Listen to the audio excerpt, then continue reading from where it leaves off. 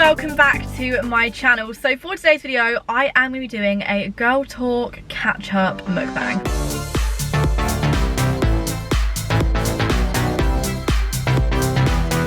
It has been a while since I've sat down and just had a proper chat with you guys, and I feel like for today's video, that's all I wanted to do, just sit down and have a chat. And I asked on my Instagram story, put up one of those question boxes up, so if you do want to ask a question for next time, I'll leave my Instagram here. I asked for you to send me questions and anything you wanted advice on, and so many people asked me so many things again, especially after I did that girl talk video about a month or two ago. Everybody absolutely loved it, and that was to date one of my favourite videos I've ever filmed, purely because of the response that I got off of it. So I feel like this video is slightly going to be kind of like that, but also it's going to have a bit more of a catch up because I feel like I haven't just done a sit down talky video for so long. So yeah, I'm currently sat in Asda car park. I've just finished filming another video. I've just been into Asda and picked up my essentials, which consist of toilet roll, deodorant, toothpaste, ibuprofen and period pads. So yeah, done my essential shop, and now I'm here. I have got a Starbucks. This is from my other video, so if you do want to go and see it, it is already uploaded. It's so good, and I just really quickly just wanna,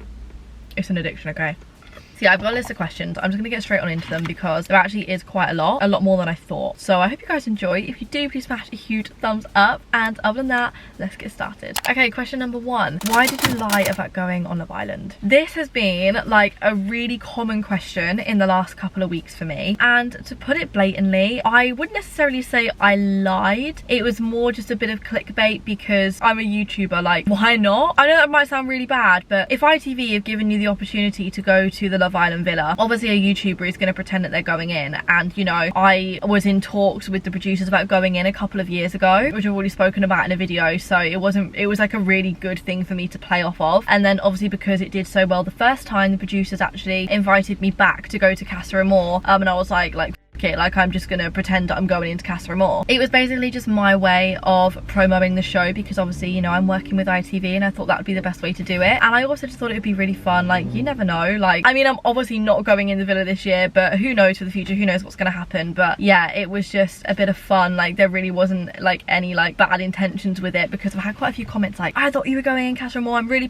off at you, like, why are you doing this, blah blah blah. And I'm like, babe, it was literally just a joke. Like, it genuinely was just a joke, and that's it. However, ITV, I had the best time. Love Island, I absolutely love you. This season is probably one of my favorite seasons to date because the drama is insane. Tonight is the Casa Amor recoupling, and I'm beyond excited to watch it, especially because I've actually got a friend in there this year as well. So yeah, I am so excited to watch it tonight. But yeah, there was no bad intentions whatsoever. It was literally just a little bit of like light-hearted banter. Another one, why are your videos so repetitive at the moment? Okay, I don't really know how to go about answering this one because I wouldn't necessarily say they're like super repetitive. I think I have just been really lucky in the sense of getting some amazing jobs at the moment that, like, the simple answer is I haven't actually had time to sit and just film. My whole life has always been, for like the last god knows how long, just filming YouTube videos, and I absolutely love that, and I wouldn't have it any other way. But when I get all these amazing opportunities off the back of that, of course I'm going to say yes. Like, I've been to the most amazing places in the last couple of months and I wanted to do that, but it just meant that I didn't have time to sit down and properly film videos like I used to. And like, today is the first day that I've got home where I can actually do that before I go again tomorrow for like another 10-11 days. I'm not really going to be at home, potentially another week after that. I've tried to make them as less repetitive, or at least repetitive, as possible, and I feel like I have done really well. Like, I've been really proud of the content I've been putting out recently, like all of the vlogs and stuff that I've been doing, and yeah, I've been really proud of the content. So I know that in some ways it probably has been a little bit repetitive, and I do apologise for that. But also, when you've been on YouTube for as long as I have, coming up with brand new fresh ideas 24/7 is actually really hard, because I've been making YouTube videos now for, oh my god, like over 10 years, and I've uploaded twice a week on this channel for god knows how long. So sometimes it can get really hard to think of new ideas. But if you do, you know, if there's anything you guys want to see, please comment down below, because I always read every single comment on every video. Okay, now we've got a little bit more of some deep questions as opposed to some light-hearted ones like, why are your videos so repetitive? The next one, how to stop overthinking. You are literally talking to the queen of overthinking here. I overthink situations so much I make myself sad by overthinking and thinking things that aren't even real, and it's really annoying, and I wish my brain didn't work in overtime, because like, I would love a rest. Like, brain, I would love a rest. Yeah, I'm just the queen of overthinking, and I'm gonna be honest, I don't really think there necessarily is like a proper way that you can just stop overthinking, because if there is, please let me know, I need it. But I've definitely found ways, you know, keeping myself really busy and being with my friends and my family and meeting new people and making new friends is a really good way to distract your brain. And I feel like the problem with me is I am so busy a lot of the time. When I come to like a stop and I come to a halt and I have a day on my own, that's when I'm overthinking the most, because I have nothing else to focus my brain on, and I rely a lot on like stimulating my brain by doing things, which actually is a really good thing, but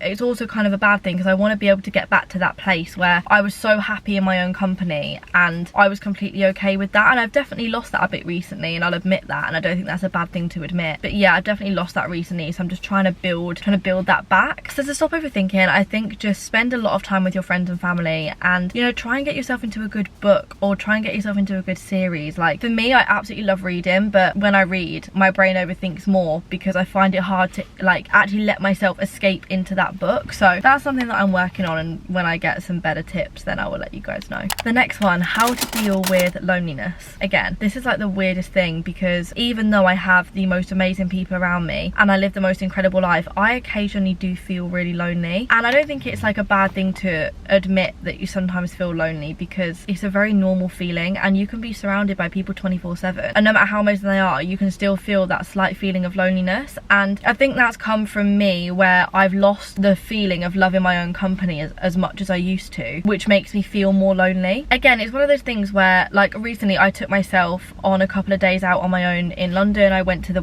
theatre on my own, then I came back and I went to the cinema on my own, and doing things like that actually really helps with the loneliness feeling, because it builds your confidence up doing things on your own, that you become okay again with being on your own. I can't explain it, but that has definitely helped, doing things on my own and not just sitting there and dwelling on my thoughts. But of course, it's, you know, it's normal to feel lonely. I definitely feel lonely sometimes, and I feel like a lot of that for me comes from maybe just being, I don't know, I don't really know what it comes from really. It's weird, isn't it? It's probably just my overthinking brain 24/7, but yeah, it's very normal, and doing things like going out and building confidence on your own will help you feel less lonely. The next one, a lot of people were asking me this actually, and it was, do you ever feel like you won't find love? I don't feel like this at all, because I feel like in some ways part of me is like, I think I've probably met the people I've found love in. I don't think I'm not ever going to find it. I think for me it's just when it's the right time to be able to put a lot of time and effort into that. And I think it's just hard because my job is so busy and my life is so busy that being in one place at one time, and this is such a blessing by the way, but being in one place at one time to be able to build that with someone is actually really hard. And right now, to be honest, I wouldn't really want it any other way, because my job as it is at the moment has been what I've wanted for my entire life, and my career is so incredible that that is what I want to focus on. And also like learning to love myself again, because I definitely fell out of love with myself and I let myself go a lot, which isn't a good thing in my eyes, and I want to be 100% comfortable in myself and back to where I want to be before I can allow myself to open up in that way again. I definitely feel like I'm gonna find it if I've not already found it in some ways, and yeah, I don't know, I look forward to that part of my life, but right now I just feel like it's not that time for me. And like another question which someone asked me was, let me just get it exactly, was I feel weird that I'm not in a relationship and everyone else is that normal? And I think a lot of people confide in me in that sense, because I'm 21, nearly 22, and I've still never been in a relationship and I've never had a boyfriend. And for like a lot of people, they have had boyfriends by now or girlfriends, and they have been in relationships, and that's something that like as an actual like official like boyfriend and girlfriend situation I haven't experienced, and I am weirdly okay with it. There's a lot of the times where I feel like, it sounds so silly to admit because I'm only 21, nearly 22, but because of how long I've been doing my job for, I want someone so bad to share it with. Like I would love to have like a partner that I can take places and do all these things with and share all these things with, but I feel like now is just maybe not the time for that, and I need to get back to being like at one with myself. But I don't feel weird about being single at all. I just think it's not my time, and I don't think you should too. Like if you're single, even if you're single until like you're 25, like we're so young and we have so much of our life to be able to find someone to share our life with, that whilst we're on our own and whilst we're single, we should just love that time of just being on our own and being able to do what we want and just live our life. I don't want to wish my life away and be like, yeah, I want to find someone now and that's it, because you never know what's going to happen in the future. And I think, yeah, you should never feel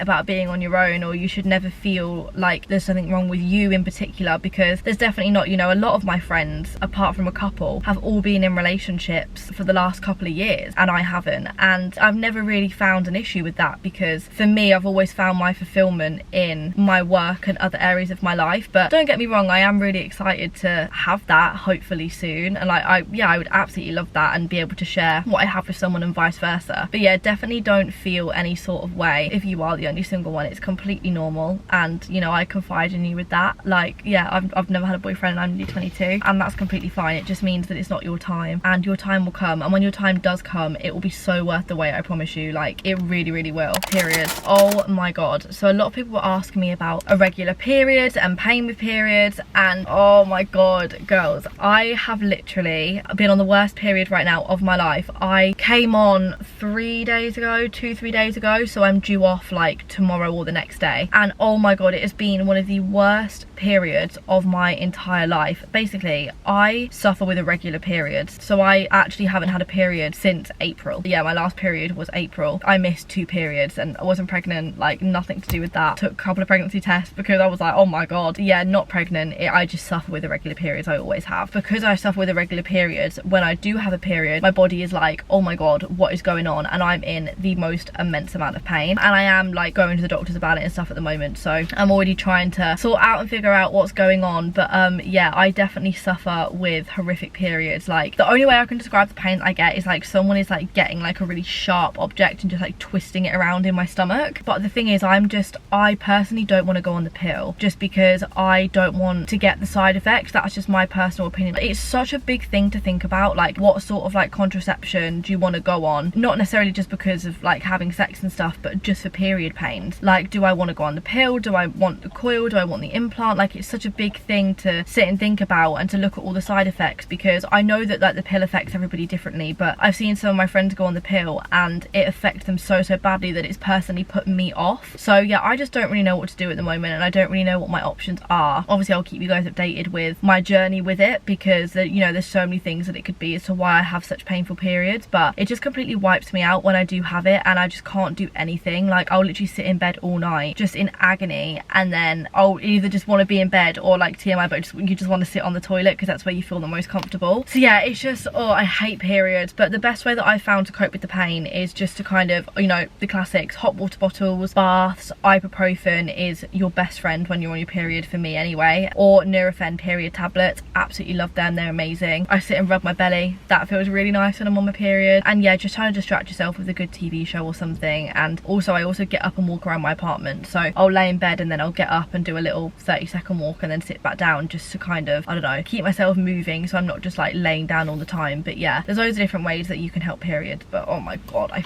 hate my period. It's so draining. Just to add to that as well, I get the worst mood swings with my period, and my hormones are literally everywhere. Like, 1 minute I could be like the happiest person alive, and the next you could be talking to me and I literally have no interest. Like, I'm just looking at you like a blank wall, because I like don't have the capacity to be able to do it. It's just so annoying. Isn't it mad like how periods can actually change you that much, and like your hormones can go that crazy? Like, oh, I can't wait. Just get off my period. I go to wireless tomorrow, and I'm hoping, I mean, tomorrow should be my last day on, but I'm hoping that I get a good night's sleep tonight and I'll be fine. But oh, see, I'm shattered because I haven't slept properly. How do you think you've mentally changed in the last year? I actually think I've changed mentally a lot in the last year. I've learned and realised like a lot of things about myself in the last year. Some that I probably won't ever really speak about on YouTube, because I think I've done a lot of growing in a lot of areas. On like a happiness level, with everything generally, I'm so happy, but I feel like I have times where, because I get so busy, then when I get home I like crash, and then I feel really like sad for like an hour, and I can cry for like an hour straight, and then I'll be completely fine. It's really weird. Yeah, I don't know, it's really, really odd. But on a whole, I think I'm mentally doing way better than I was last year. There's a lot of things that I want to do and a lot of things I'm looking forward to, which is amazing. One thing is, which I haven't actually spoken about it on YouTube yet, but I'm actually going to be going to Australia at some point this year. I'm not going to tell you guys when or what I'm really doing, well obviously I'm going backpacking, but yeah, I'm going with all my best friends and we are going to have the absolute time of our lives. I've always said I wanted to do this. This has been something that I've wanted to do for years, and this year the time has finally come, and yeah, we're going backpacking. So I'm not going to say how for or when, but it is happening and I'm so beyond excited. I'm going with, yeah, there's a massive group of us going. It's just going to be incredible. So I'm so looking forward to that, and I think that is going to be a huge mental challenge for me as well, because obviously I will still try and upload on YouTube as much as I possibly can whilst I'm away, because I want to vlog the whole experience, and I will obviously pre-film videos as well. But as a whole, I just want to live in the moment and just go and live my life for however long we decide to go, and just, yeah, just live my best life. And I think that's going to mentally change me as a person, like going traveling and going backpacking with my best friends. I think that's going to be one of the best things I'm ever going to do. What's a life lesson that changed you? You know what, pretty recently, I don't know how long ago this was, it was probably a couple of weeks ago now. I don't really talk about a lot of stuff online to do with like personal things. Sometimes I do, but a lot of the time I just like to keep it to myself. But I went through something that just really, yeah, it just made me really sad, like really sad. And even though it's not like the end, it just really affected me in like a really bad way just for a couple of days. And I rang my mum and I was just in absolute like floods of tears. I can't even lie about it, because I was just mentally, those 2 days I was not there, I was gone. And my mum is like the Bible of quotes. Like, she honestly, the things that she comes out, you can tell my mum loves quotes and the house is covered in quotes, because she just has them rolling off her tongue like she's the Buddha or something. Like, it is honestly incredible. She said to me the other day, I had to write it down because I was trying to remember exactly word for word what it was, and she put, what's meant for you won't pass you, and if it's meant to happen it will. And I was like, mum, and you know when your mum says something, or like someone says a quote that like just hits you, and I was like, oh my god, and I just started like bawling my eyes out even more. But it's so true, and everything happens for a reason. If something is meant for you, then it won't pass you. Like, truly, it will not pass. You meet every single person in your life for a reason, and you go through every situation for a reason. Even if that reason isn't exactly clear at the beginning, I think the reason will always at some point become clear in the future. So yeah, that was definitely a life lesson, and I feel like I'm slowly like getting better since my mum has told me that. And my mum checks in and she rings me every day and she's like, hi darling, how are you, blah blah blah. So I definitely feel like I'm slowly like on the mend from that. But yeah, my mum saying that to me was just like so lovely, and that is a life lesson that I live by, that like if it's meant for you, it will not pass you, and everything happens for a reason, even if you don't know what that reason is straight away. The last one, this is a very deep one actually, and it says how to cope with a parent that doesn't care about me. This is like a subject which I really do understand you on, because obviously, as you guys might know, I never knew my real dad, never met him, spoke to him for about 2 seconds on the phone once when I was younger, and then he had absolutely no interest. So I completely understand the feeling of not being wanted and not being cared for by someone who is meant to care for you the most. I was really lucky growing up. For the first like 9 years of my life, I had a stepdad who did absolutely everything for me. So I feel like growing up initially, I had that incredible like parent bond. It was a very nuclear family, and yeah, it was just what I guess everyone would say is normal. And then, you know, my mum and dad, being my stepdad, split up when I was like 9 or 10, and then I kept in contact with my dad from that point. I call my stepdad dad, by the way, just in case you get confused, but I haven't seen him for about 2 years, and I still speak to him, we still text and stuff. But on a whole of having an actual dad that you grow up with, a constant male figure and male influence and male input on your life, that's something that I've missed out on, and it's actually really hard, and it's a lot harder than people probably realise. And it's something that I do think about a lot, because I think it's affected my life in ways that I wouldn't really think it has subconsciously. Like when it comes to boys for me now, I find it really hard to open up and find it really hard to be with someone, because I don't think I'm deserving of that love, because I didn't have that love, because my dad didn't want me. And I blamed myself a lot of my life for the reason as to why my dad didn't want me, but my dad never knew me, so you can't blame yourself. Obviously as a child it's very easy to do that, and it's very easy to blame yourself, but I think it just becomes one of those things where for me now, I don't know any different, and it's so normal to just have my mum, and my mum is everything to me. My mum is my mum and dad, and my nan as well. Like, God bless my nan, she is an absolute goddess of a woman, and I love her. She is the one person in my life that I could ring to for like anything, and she would just answer the phone and tell me that everything's going to be okay. Like, she is just an absolute goddess of a woman, and I adore her with my whole entire heart. And the same with my mum. Like, I'm so blessed to have such a powerful little triangle of women, like such a powerful triangle of women. And obviously I've got my little brother Atticus as well, and he's just an absolute, you know, you guys know, everyone absolutely adores Atticus. But talking about like parent figures, I've got such powerful women who love me and who I love.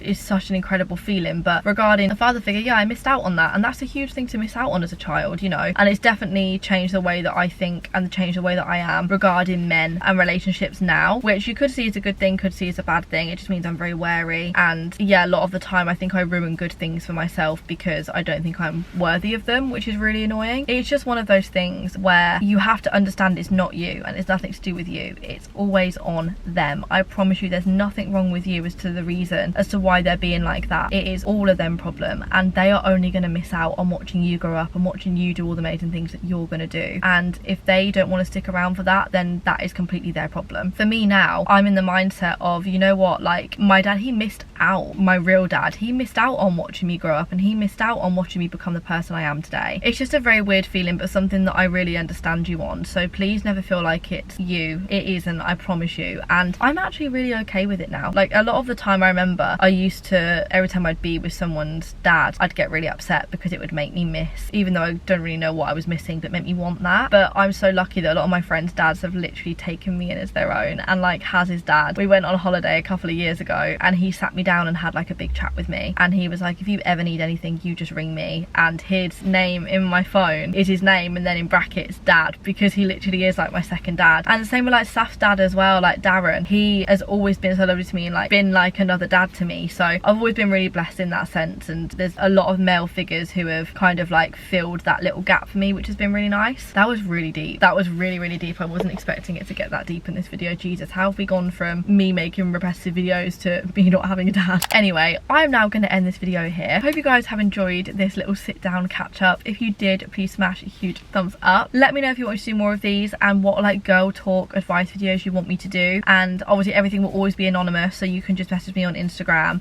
when I do the question boxes on my story, and I will never read out your name. It will always be anonymous. But yeah, I love you all so much, and I will see you very soon for a brand new video. Mwah. Bye.